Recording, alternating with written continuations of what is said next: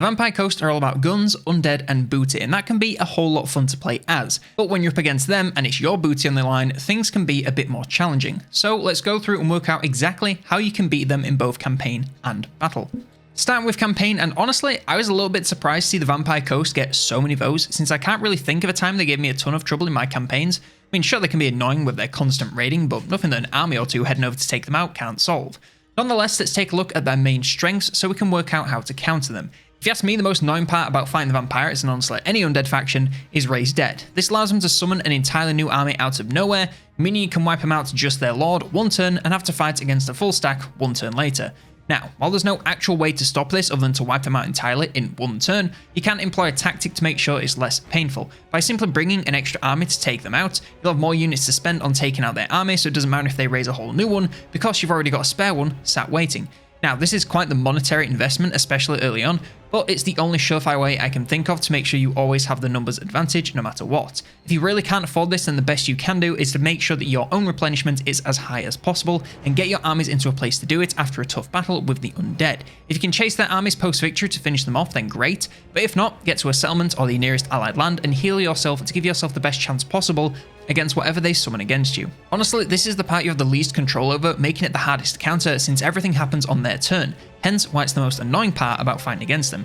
Now, the second most annoying part about fighting undead is of course their corruption. While the whole system got some huge updates improving it for the most part, when trying to invade vampire lands, it still boils down to the same problems as it always has been. You'll take constant attrition unless you encamp or raid the whole time, severely limiting your movement range. Any settlements you do take will have major control issues until you manage to cleanse the area, which can take a very long time, especially if you don't have the whole province. This isn't even considering the bonuses that vampires get from high levels, granting them more chance of destroyed units being restored at higher levels of HP post-battle. All in all, it's a pain in the ass if you're trying to move into their lands, and cleansing it is often a long and costly job. While there's nothing that's going to really change that, you can optimize things to speed things along. We covered this for the Skaven, and the same things really apply here. Lords and heroes often have skills relating to your own flavor of corruption, so picking these up will passively reduce levels of areas they move into. Buildings often have more options to spread your flavor, and of course commandments normally have something for it too. Use any and all of these that you can, as once a few of them add up, you can really speed up the rate of change and make it that much harder to change back should they come knocking. Speaking of which, performing these actions to act defensively and stop them spreading corruption in your lands should they try to invade you is also advised. Now, it seems pretty excessive, but the last thing you want is their army rocking up and immediately you're having to deal with reduced replenishments or even attrition in your own lands, alongside control problems, as well as having to actually fight them. And honestly, that's all I can think of for campaign. If I missed something, please let me know in the comments, but if you ask me, the vampires are a pretty straightforward faction to fight. You might end up taking them on at sea more often than other factions, but apart from that and everything we've just talked about, you can approach them fairly normally without having to take too many extra precautions. However, in battle, they're definitely a little bit more challenging to come up against. If you ask me and you're watching the video, so you basically are, the Vampire Coast have 3 real strengths in battle. First and foremost is their missile units. The backbone of the roster is their selection of gunpowder troops capable of letting loose volleys of massive damage from a long range that not only deals huge casualties to your troops, but can also have enough force to slow or even stop them in their tracks. Add on the fact that burst damage like this can quickly tank leadership, and these gunpowder troops quickly become a problem for any approaching army. Now, there are a couple of ways to get around this problem in a vacuum. You can try to outrange them, and depending on your faction this might be possible, but definitely not for everyone. Fast units can get around into their flanks whilst avoiding fire. This is the easiest option by far, since some flyers or speedy cav can get into their backlines and at least shut down their firing long enough for melee infantry to close the gap, and at best take them out completely. But again, possible for most factions, but definitely not all.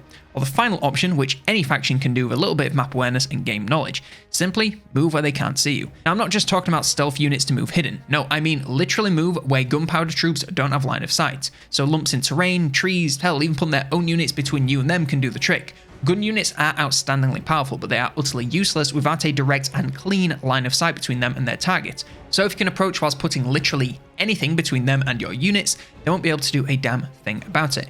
Now, of course, this will be easier or harder depending on your map and average speed of unit, but if you look hard enough, there'll always be something you can do to reduce their efficacy at least somewhat. And if you find yourself in a situation where there's nothing that you can do but march onwards as a last resort, throw meat shield to go first and eat their fire. Not ideal to lose any units, of course, but if it's going to be something, make sure it's something that you can easily afford to lose rather than your prime front lines. Oh yeah, obviously shields are nice too, but that's kind of besides the point. Anyway, once you close the gap, these units are pretty much worthless in melee and will lose to most tier 1 melee troops, so you should have no problem taking them down if you can get close enough. It's just the getting close enough that can be the challenge.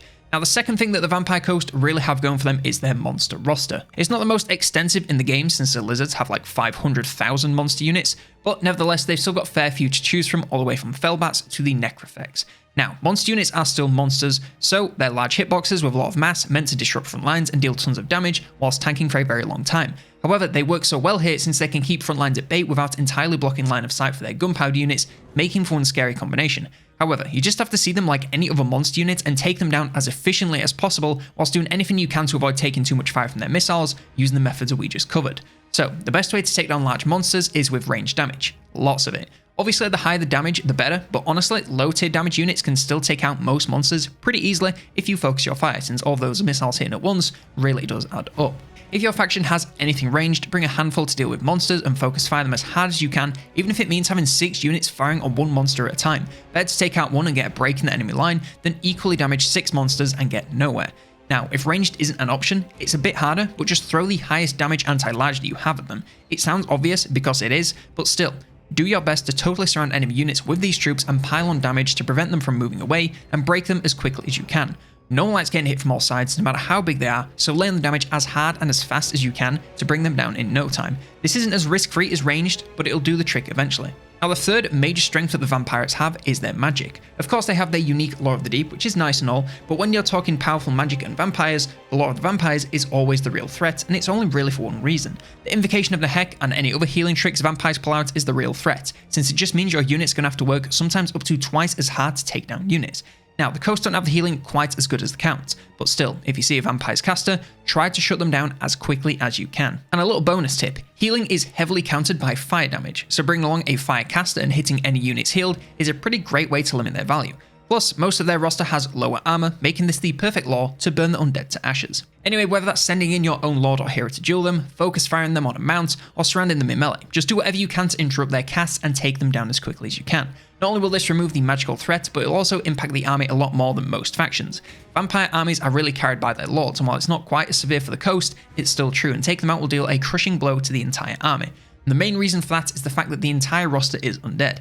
Now yes, that might sound like I'm Captain Obvious, but please let me cook for a second. Being an undead unit means a couple of things. First of all, they're immune to fear, and all cause it, which is a bit of a pain for low leadership factions, but not really the point I want to draw attention to. The main thing is that when they reach low leadership, instead of running away, they start to crumble, then disintegrate until they're completely wiped out. This is a good and a bad thing when fighting them. It's bad because it means they'll never run away, so if the fight is coming down to the wire, they can be a real pain to finish off. However, if you can get leadership low, you can wipe out units in moments even if they might actually win the combat. So taking out a lord or a hero is a massive blow to nearby enemy leadership. Add on maybe some burst damage or a leadership sapping spell, and units can start to fall apart even if they're otherwise totally fine. When fighting undead, it's almost always easier to try and target their leadership rather than worrying about HP. If you can break them, they'll fall apart all by themselves, so use classic leadership breaking techniques like surrounding enemies, sniping characters, spells, and more to break units as fast as you can. It works on everything from zombies to the Necrofex, so give it a try and watch them fall to pieces. And that's just about everything you need to know on how to beat the Vampire Coast. Let me know if there's something I missed in the comments below. Vote on the next faction you want to see a video for in the Discord, also linked in the description. Like, subscribe, and if you want to know how to beat more factions, then how about the Skaven, which you can check out right here.